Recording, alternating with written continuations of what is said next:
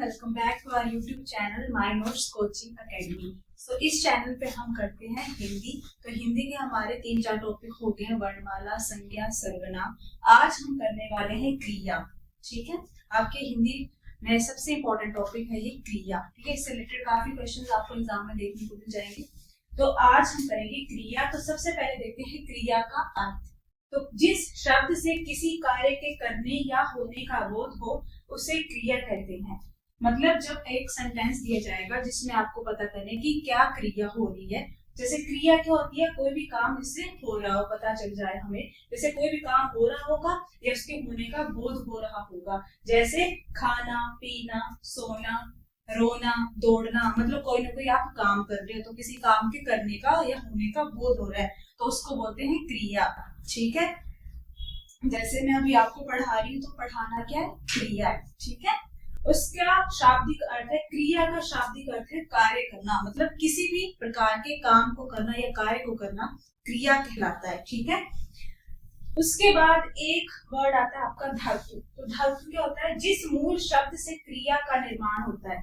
मतलब क्रिया जैसे ये शब्द है खाना, पीना, सोना, रोना, दौड़ना, ये एक शब्द से मिलके बनते हैं जो होता है आपका धातु। ठीक है, क्योंकि ये सभी धातु से मिलके बने हैं। जैसे आपका क्या है, पर धातु, लिख धातु, चल, सो। संस्कृत में भी देखे होंगे आपने ये वर्ड्स। जैसे पर धातु होती है, लिख धातु होती है, चल धातु होती है। ठीक है, तो इन सभी को क्या बोलते हैं, धातु, जिनसे आपकी क्रिया का निर्माण होता है। ठीक है, अब क्रिया कैसे बनती है धातु से, क्रिया धातु के अंत में ना शब्द जुड़ जाता है। ठीक है, जैसे पढ़ के साथ ना जुड़ गया तो पढ़ना। ठीक है, लिख के साथ लिखना, चल के साथ ना जुड़ गया तो चलना। ठीक है, सो के साथ ना जुड़ गया तो सोना। ठीक है, मतलब धातु के साथ ना शब्द जोड़ने से आपकी क्रिया का निर्माण हो जाता है। ठीक है, उसके बाद नेक्स्ट है क्रिया के प्रकार। क्रिया हमारी मेन 2 प्रकार की होती है। आज के लेक्चर में हम करने वाले हैं कर्म के आधार पर। वैसे होती है 2 प्रकार की, कर्म के आधार पर और रचना के आधार पर। ठीक है, तो आज हम करने वाले हैं कर्म के आधार पर।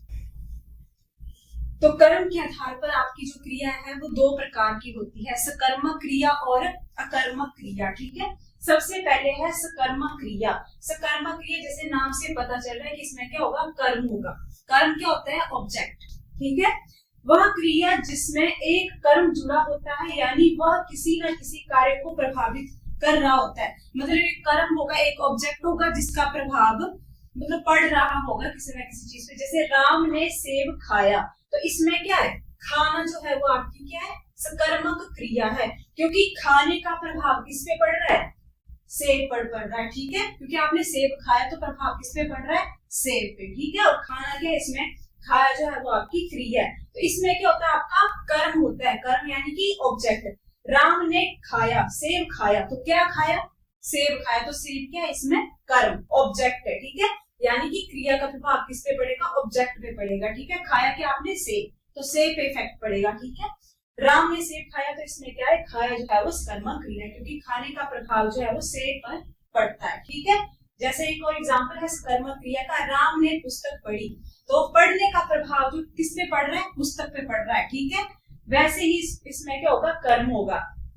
तो इसी को बोलते हैं हम सकर्मक क्रिया। ठीक है, जैसे इसमें अगर आपने ऐसे पता लगाना हो कि क्या होता है इसमें, तो आप क्या क्वेश्चन कर सकते हो। ठीक है, अगर आपको क्या का आंसर मिल रहा है इसमें, तो इसका मतलब क्या है, इसमें कर्मक क्रिया। जैसे राम ने क्या खाया, तो हमें इसका आंसर मिल रहा है कि उसने क्या खाया, सेब खाया। ठीक है, तो इसका मतलब इसमें कर्म है, तो यह हो जाएगी आपकी सकर्मक क्रिया।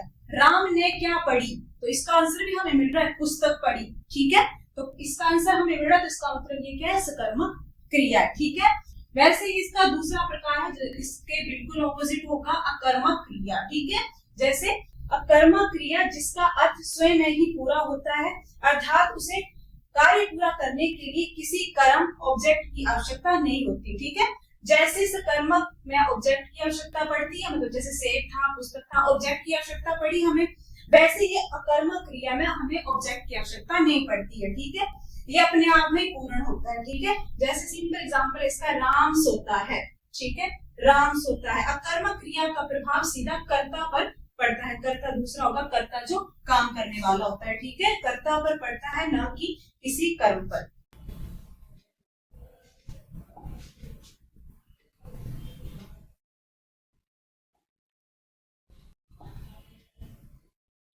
कर्ता कौन सा, ये वाला कर्ता, ठीक है। कर्ता कौन होता है, काम करने वाला, ठीक है। यहाँ पे दूसरा लिख दिया, कर्ता होगा दूसरा काम करने वाला, ठीक है। तो अकर्मक क्रिया का प्रभाव सीधा कर्ता पर पड़ता है, ना कि किसी कर्म पर, ठीक है। जैसे राम सोता है, तो यहाँ पे कर्ता कौन हुआ, राम हुआ, ठीक है। तो मुझे लगता है कि आपको ये दोनों टॉपिक क्लियर हो गए होंगे कि कर्मक क्रिया क्या होती है जिसमें कर्म होता है, और अकर्मक क्रिया जिसमें कर्म की आवश्यकता नहीं होती है, ठीक है।